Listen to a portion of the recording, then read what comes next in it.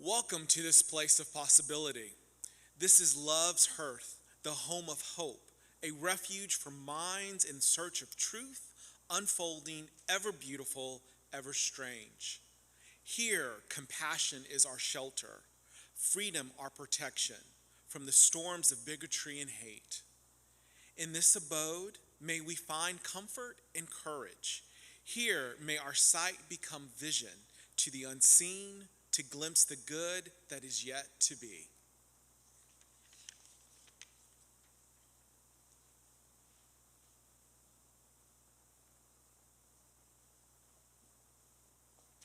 Good morning.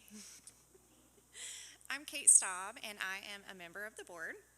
I invite you this morning to sign your connection card, either in your seat or on the web using the bit.ly link. It's bit.ly/UUCB connection. Our church is supported by those who call our church home and by those who support the efforts of our church to change our world for the better. If this is your first time here with us, please pass the plate. You are our guest, and we're glad that you're here. We share a cash plate every Sunday with organizations whose work reflects UU values to care for marginalized people, advocate for real and systemic change, defend our environment, and promote justice and equity for all people. This month's Share the Plate recipient is Youth Towers, a 501c3 organization focusing on assisting youth ages 19 through 26 who are aging out of foster care and state care programs. Youth Towers helps young adults find housing or interim housing, jobs, life skills. They provide bus passes, etc. 95% of the young adults who are served are children of color, and close to 40% are LGBTQ. We appreciate your donations, either by placing them in our plate this morning or by mailing your donation to the church or using PayPal or Venmo. Our Venmo account is UUCBHAM. Please designate whether your offering is for UUCB or for Youth Towers. Thank you for your generous support of our church and our Share the Plate recipient. May we give in love and in hope.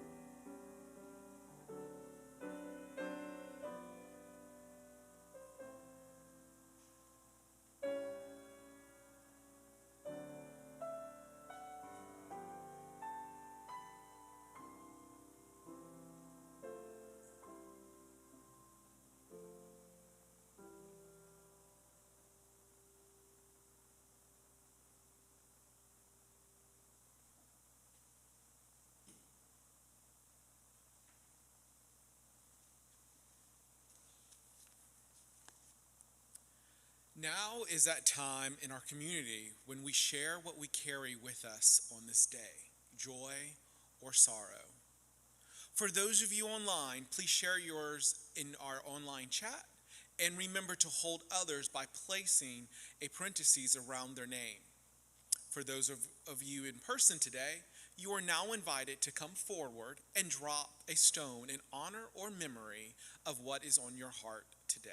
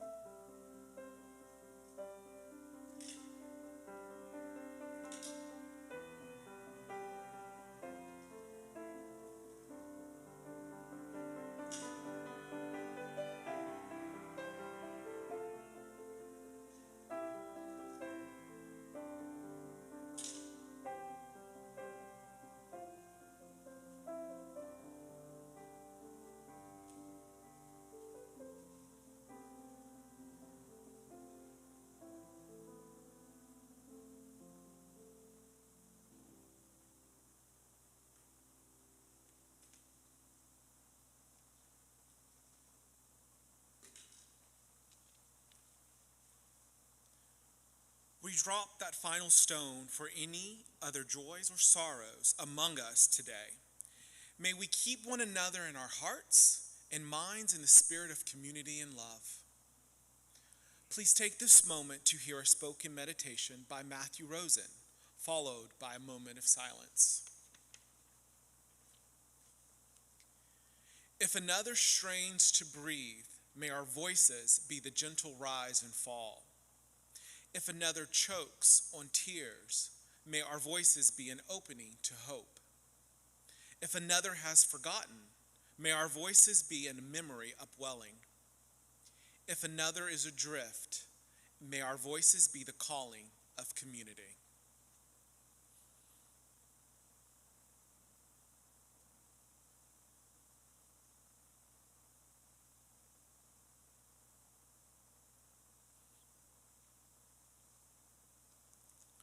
Amen, and blessed be.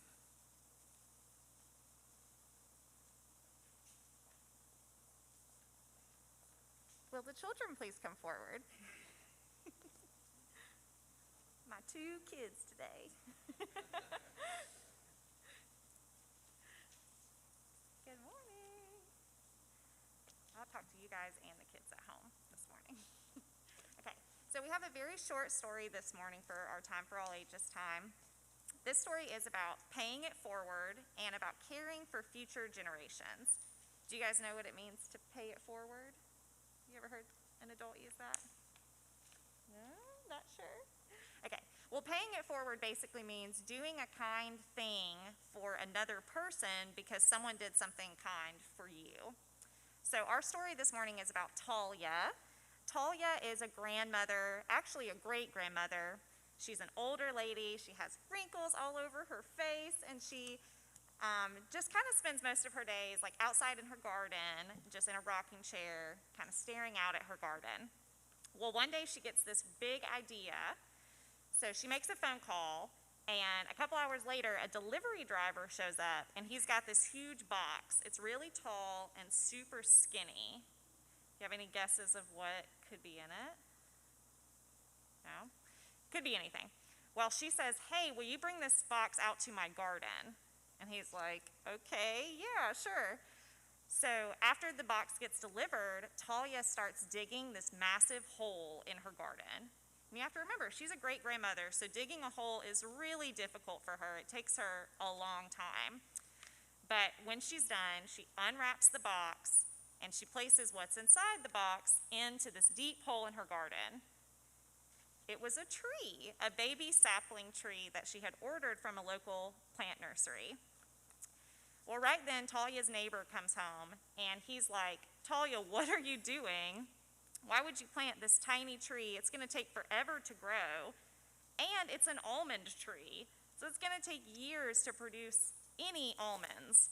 And, like, why are you even planting this? You're a very old lady." And she says, "Look, you got to understand, I'm paying it forward to my great-grandchildren." She points to an almond tree across her garden. It's an older tree. It's kind of fallen apart. It's not producing as many almonds these days. But she says, "My great-grandmother planted that almond tree when I was just a little girl. So when I was a girl, I used to love to climb the tree. And when I was a teenager, I used to pick the blossoms from the tree and decorate my hair with them.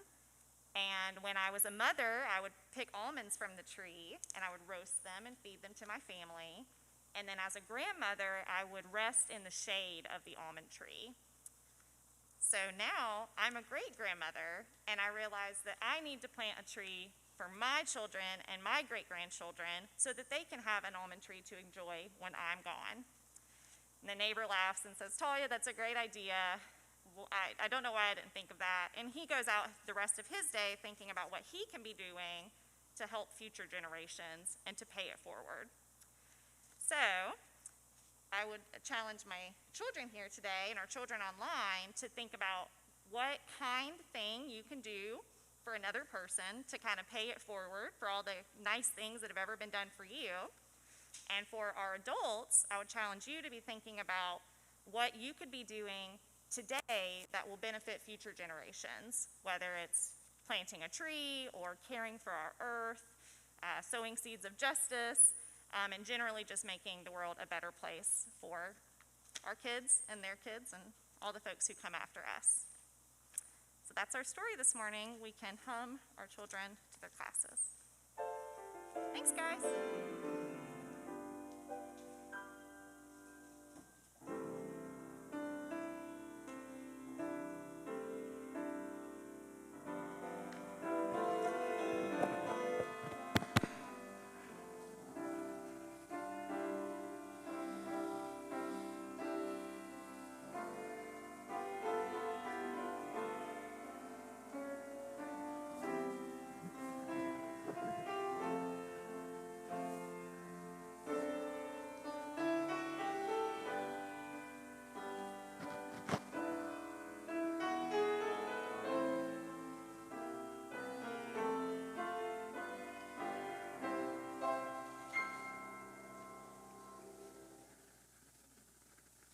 Good morning once again.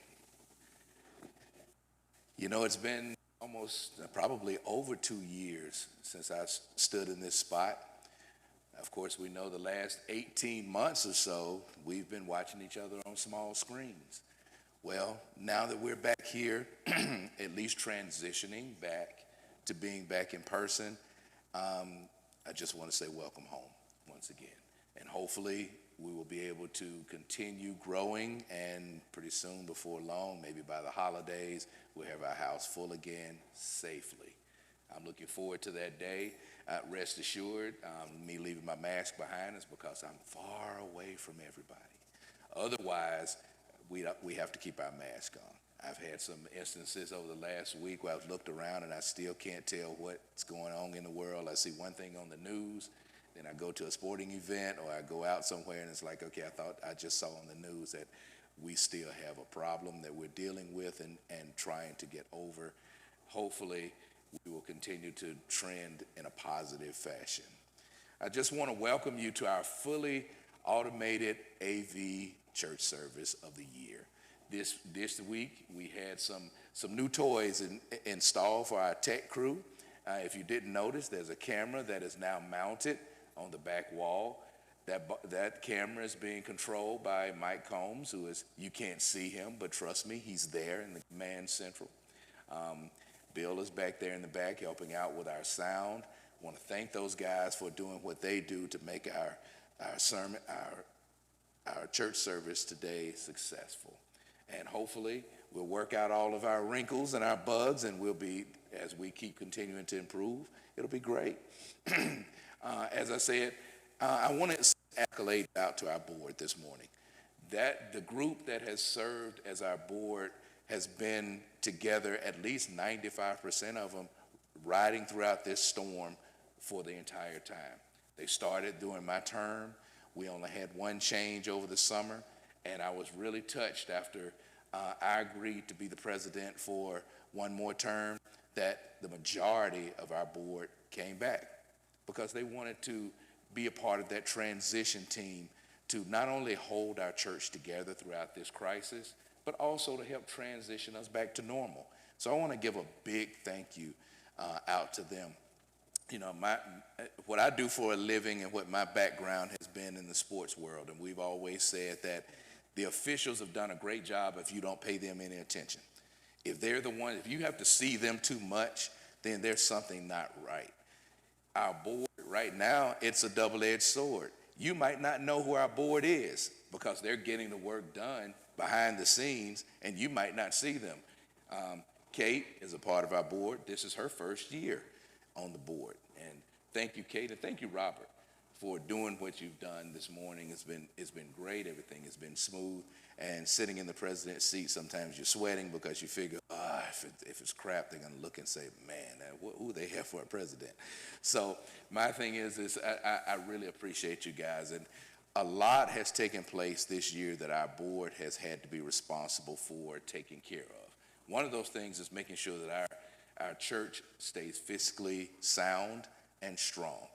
That has definitely happened. There have been some items that have had to take place, even though our church doors were shut for the most. Basically, that group has come together and made some decisions that have been some tough decisions at times to keep things going and to make sure that this home was going to be ready when our family came back to it. So hats off to our church board. This morning, I want to talk about, along that same line, talking about our board, I want to talk about three things: commitment, obligation, and consequences.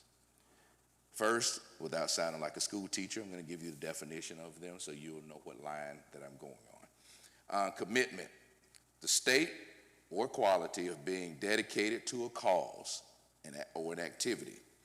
It's a pledge or an undertaking, an engagement or obligation that restricts freedom of action. And I'm going to explain a little bit more about that part is important, about when you make a commitment to something and some different examples of what a commitment is. One of the commitments that you've seen that I made this year is sitting on top of my head.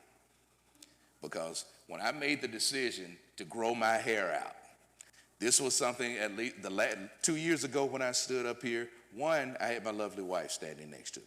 She told me I was going to have to ride this one solo because there's only one president and she can't be co-president. So she said, she gave me a hug and she said, honey, you're going to have to take care of this one yourself.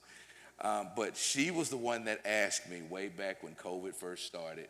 We had double tragedy to happen in our lives. The gentleman that used to cut my hair, he died in a car accident. It was heartbreaking because he was like a brother to me. But that left me with a problem. And ladies, you could probably identify, once you have someone that knows your hair, you can just walk in and say, yeah, a little off the side. Well, at least that's what the guys say. Ladies might say, I need a new style, or I just need a touch up. And if you've been going to the same person for a long time, you don't have to worry about having to explain in detail what that means. Well, my barber was like that. I could walk in and he knew. A lot of times I had this habit of dozing off in the chair. It just feels good when you're getting a haircut. I just have to admit, it's like that massage that you need so bad. He knew, and he was very artful of being able to keep this big head, straight while he was trying to take care of me. But the day that he passed away, I had to go on a scramble and go all over Birmingham to try to find another barber that I could trust like a friend, that I could walk in like the saying used to say on Cheers, where everybody knows your name. I had to go in strange places to try to figure out who's going to handle. It's a pretty simple cut. You just buzz it all off and we just keep going. But it was just the way he did it. And I couldn't find that person. I ended up using a guy way down in Tuscaloosa because it was convenient to where I was working. But it still wasn't comfortable. Then COVID hit. And that just put a screeching halt on everything. So as we were doing remote and sitting on the porch, and I was doing work from remote, and we were doing Zoom meetings, I was watching something happen up the top of my head. I was growing a little, we call it a TWA, which is, it stands for teeny weeny afro. So I had one growing on the top of my head, and I figured, I don't know how long this is gonna last, especially when May came and went and we were still at home. I figured I have to make a choice. Somehow it's either gonna be do it myself at home, which is probably gonna be a disaster, or continue to go out and try more barbers. So Tan asked me, she said, you wanna try growing locks? The thing that always terrified me about trying to grow locks is that process at the beginning where you're kind of out of sorts. And it wasn't that neat look that I liked. And I didn't want to go to work and not look professional. But COVID gave me a perfect opportunity to do this thing at home, and if it was a disaster when we came back, we just cut it all back off again. But I made the commitment, and so did Tan, trust me. It's a commitment because I can't do this myself. So she's the one that takes 2.5 hours to make sure all of this happens. And she's done that, and she's stayed with that commitment. My commitment is to sit there, and every now and then, yes, it does feel good. So I go to sleep on her too, and she doesn't appreciate that. Every once in a while I hear, and I know that's because I just did one of these. So but it does take sticking to it. It means sleeping with pins in your head. Ladies, I salute you, okay? For every time that you feel like you have to sleep sitting straight up or laying, I salute you. I respect you wholeheartedly for what you've had to endure. And a lot of that's because of us. So thank you so much. But it has been a commitment. It's a commitment to a lifestyle, but it's also a symbol for me, is that, one, it is that commitment and sticking to something. No matter if it's uncomfortable, 95 degrees outside with locks, not fun. But it does take a commitment, and you have to stick to it if you're going to do it. With commitment comes obligation. Definition of obligation is an act or course of action to which a person is morally or legally bound, a duty or commitment. There's that word again.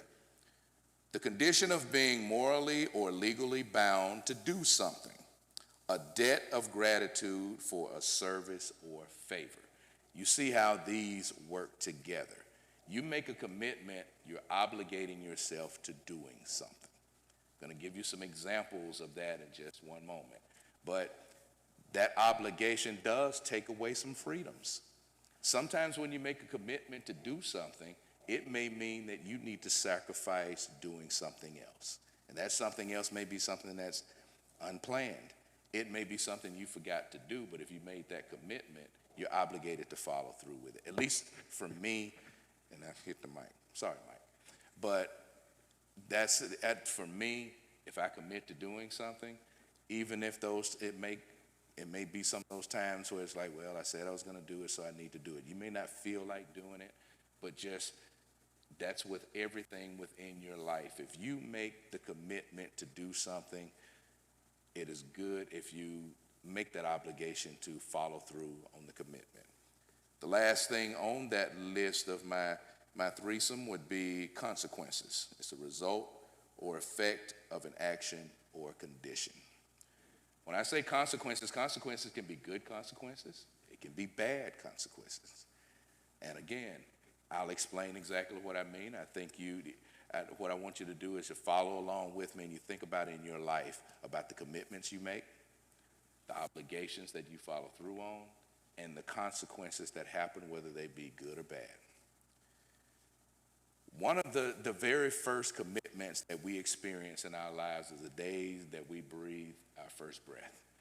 The first time our parents look down at us and we're screaming all over the place because we're glad to be here. We don't understand that we just took on something that we didn't ask for as an infant, but you got it. And you're going to have to make the best of it for however many years that you're going to walk this earth. Our parents look down at us and they do something that we're going to repeat, most of us, somewhere down the road. They're going to make a commitment to us. They're going to make a commitment that they're going to make sure we're fed, that we have a roof over our head, that we'll be protected from any hurt, harm, or danger. They're going to teach us so we're not, Neanderthals walking around trying to figure out it ourselves. They're going to lead us. They're going to lead us, hopefully, in a good direction. Our parents make that commitment to us the day that we are born. And they're obligated. Trust me, there are a lot of times that they probably want to go out and enjoy themselves.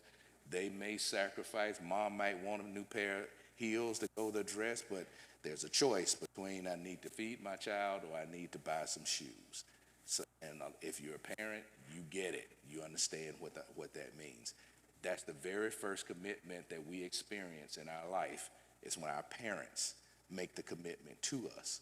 And the consequences that follow us throughout life is if our parents do a good job, we usually turn out halfway decent. Sometimes they can do a good job and we still don't turn out decent. But if they do a bad job, you're almost guaranteed that it's probably going to be a problem for someone else down the road. Okay? Childhood, of course, as we grow up, we have different commitments that we make as kids. One of those commitments may be clean your room. Eat your veggies. Do your homework. Treat elderly, not elderly people, but your elders with respect. In my house, my dad was open the door for a lady and you don't raise your voice to your mom. Now, I don't know whether that was his commitment or our commitment, but I can tell you that if we didn't follow through with that obligation, the consequences were not going to be anything that we were going to enjoy. Trust me, Daddy enforced the commitment that we were supposed to make. He made that commitment for us as kids, and that's what, as children, we learn about commitment and responsibility and obligation. And if you don't go the right direction, you will suffer the consequences. The good consequences come as we grow up and you start to harvest the fruits of the labor of your parents, because what they do for you help you to become a successful adult. So it's all part of the same system. Once we grow into young adulthood, you take on more responsibility as far as your education, and then it's time to come around and get a job. That's a commitment to showing up. It's a commitment to doing your job. And you're obligated to do that job, because guess what the consequences are if you don't? No paycheck, you're hungry. If you're old enough and out of your parents' house, you could be homeless, because you're going to lose that job, because your supervisor, your boss, the person that you report to, is going to expect certain things from you when you sign that contract and say, yes, I will take this job. You've made a commitment. You're obligated to follow through on that. Now, we know a lot of people that don't follow their commitments, and they don't follow their obligations. When you know that person at work, if that person is you, you need to stop it and do better.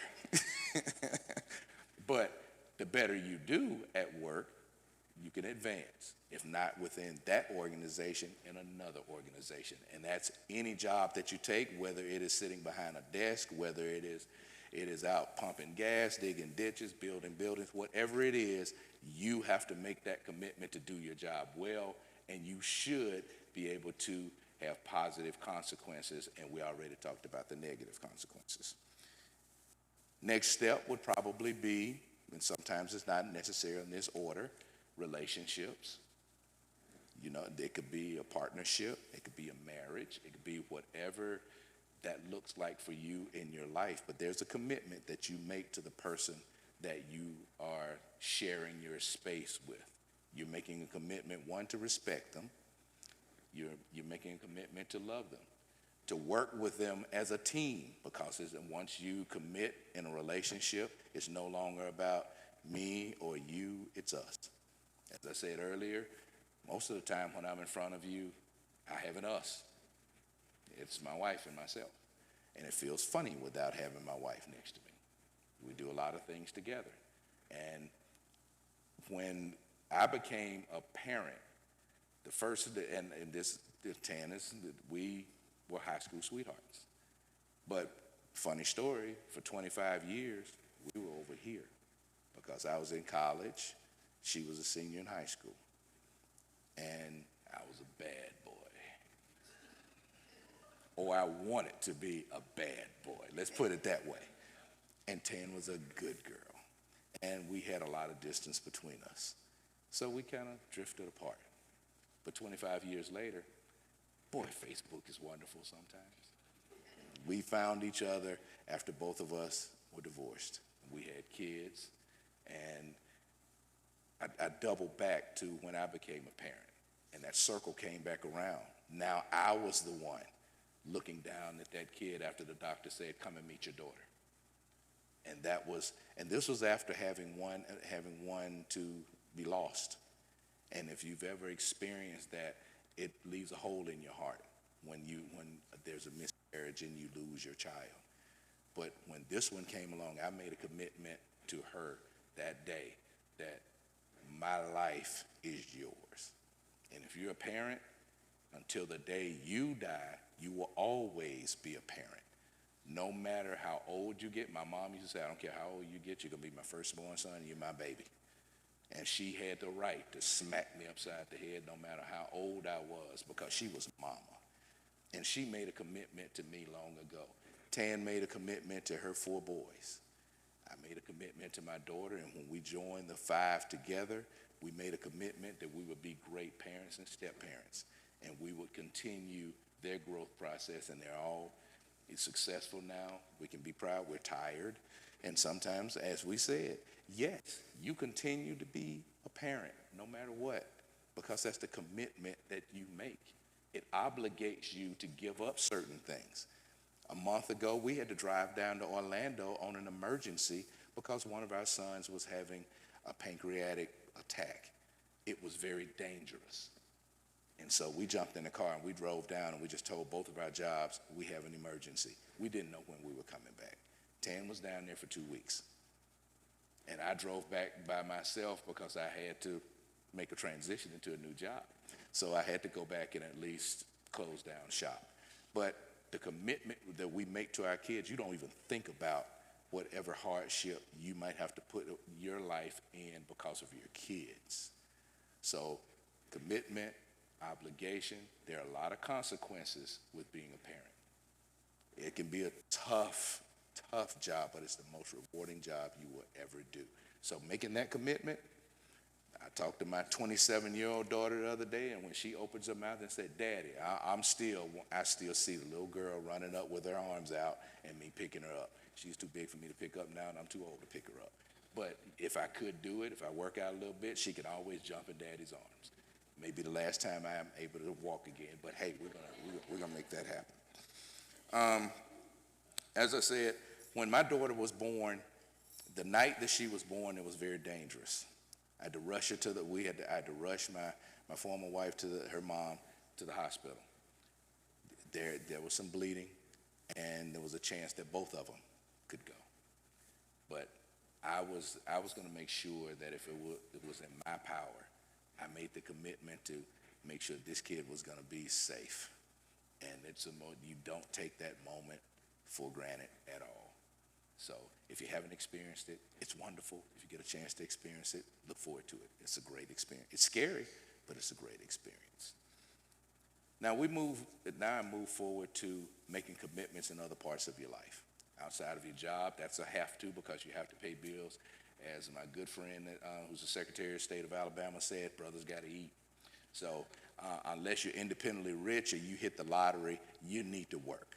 So basically, you'll need to have a job. That's one commitment. But there are other commitments that you make in your life, such as volunteer organizations, working in a community, working here in this church, and making those commitments and obligations.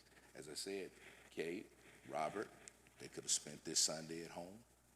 You know, you guys that came out to join us this morning, right now Ida's making it threatening outside, but you came to join us this morning. You made the commitment. And anybody that shows up during these times, it's kind of scary out here, guys. It really is. But you make the commitment to still carry on with life and keep supporting those who support you. And our commitment of our board has been nothing less than stellar. And I don't want to put it just in our board's hands. The board has had to make a lot of decisions, but there's been a lot of help. Just transitioning to where we are here today, there is a group called the Long Range Planning Committee. They made some tough calls. And trust me, people have been anxious to get back to be in person. We missed each other. People miss seeing people in person. Those screens get old after a while. And there were a lot of questions, but at the same time, a lot of apprehension as well, because people know that this situation is still not over. But our planning committee did a great job of laying out a plan to come back. And we have some versatile backups as well, just in case things do go south and we need to go back home. And they know that not every decision, when you make a commitment and you obligate yourself to the safety of others, you know every decision that you make may not be the most popular decision. There's always going to be somebody mad. But you know you have to do what's best for the good of the order and for everyone. And I just want to thank all of the committees. We had an incident earlier during COVID where there was a threat to our community. But we have a committee of people that was dedicated to keeping our church safe. So you will have a place to come back to and be safe when you come back to it. So therefore, all of these committees work together to make sure that our building, our sanctuary, our community, we have a right relations committee that if you need to talk to someone, if you're having a tough time, there's always somebody that's there for you to talk to. Reverend Julie has done a great job of making sure that you know you're not alone throughout this whole process. Not everyone has someone there with them all the time. But your church home is always going to be your church home somehow. Even if it's on Zoom, if it's in person, you always will have your church home. So the final thing that I just want to bring to you, a couple of initiatives that the board is thinking about, and just pitch it out to you. And if you would like to assist with these or join in the effort, one thing is enhancing our leadership among our congregation. We have several committees here in the church that are going through some transition right now. We have some chairs that have decided to move on. They've worked hard, and now they need a little bit of rest. But the good thing about a team is there's always someone else to step up and step into that place. And think about it, it's not just about the individual, it's about the whole. So if you make that commitment, please obligate yourself to saying, I want to do the best that I can for this committee and this church to make it the best. Because I'm one that looks down the road. I look down where we're going to be in 10 years. I'm going to look at 5 years. 5 years, we kind of already have laid out the map, and we just have to tinker a little bit here and there in case something goes wrong. I'm looking 10 years. I'll be somewhat years old. I'm not going to say how old because my wife told me I'm not supposed to do that. But in 10 years, think about where you're going to be and where you would like to see this church and what part you want to play in it and what commitment you want to make and what you want to obligate yourself to, because the consequences can be two things. We can grow, be strong, get even bigger, be an even more diverse congregation where we can look back and be proud of the accomplishments that we've made, or we can go in a direction that I don't think any of us want to see, which is church doors closed. Grass growing up around here. I've seen some buildings where they say, man, I remember when that building, there was so much action going on, and now there's tumbleweed going by because they let it die. So just think about what you have. One, you still have to have the time to do it. Don't overcommit yourself. I know sometimes we get emotional. It's like, yeah, I'm in. And you think about it, I have 3 jobs and 3 kids. When am I going to do this? Sometimes I have to sleep. I don't know when I'm going to do that. Don't overcommit yourself. We definitely understand, because it's better to not commit to something than to commit to something and not be able to follow through with it. Okay? And With that, we do need all the help that we can get. We are transitioning back. There are opportunities that are out there. Our website we're going to have a new website coming up soon. That's something else that we've been working on, another new toy we want to throw in our toy box. That'll have the information on there about the different committees that you can go to if you want to get involved, if you're visiting us, for the first time. There are ways you can find out what you can do here in the church and be a part of the family and the part that keeps this machine going. And finally, make the commitment to yourself. As I mentioned before, we're in a dangerous time. We're dealing with something that we understand more about it, but still there's always a curveball that's being thrown at us. So make the commitment to stay healthy. Do what is smart. Take care of yourself. If it calls for wearing a mask, wear a mask for God's sake. Keep yourself safe. Keep those around you safe. Go and do things that you can still have a good time without gambling with your life. And it's not just with COVID. We're talking about, yes, I'm always, my wife is on me, my doctor's on me, drink more water. Do those things that are just natural that you can do. We're not talking about having to spend 2 hours in the gym every day. I haven't been in the gym in years. But do the normal things. Try to get as much sleep as you can. Small things. Help protect your body. They say an apple a day keeps the doctor away. Give it a shot. What do you have to lose? Apples are great, especially if you get those nice Honey Crisp ones. They're awesome. Make sure that you balance things. Balance life out. Find time to have fun. Do something that you enjoy doing. Take a moment for yourself, your mental health, and your physical health. I thank you guys for listening this morning, and hopefully stay with us. Whether you're online, whether we've made it possible now where you can stay connected, whether you're virtually or whether you're here in person. So let's walk, and let's take this walk together. Let's make the commitment, let's obligate ourselves, and let's reach toward positive consequences. Thank you.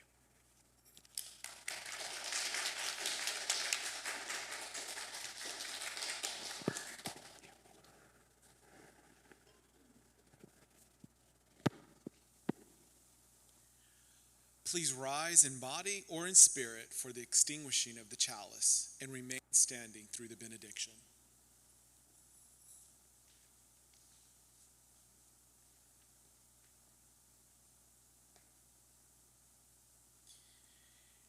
It is our work shared with each other in covenant that creates and sustains this beloved community.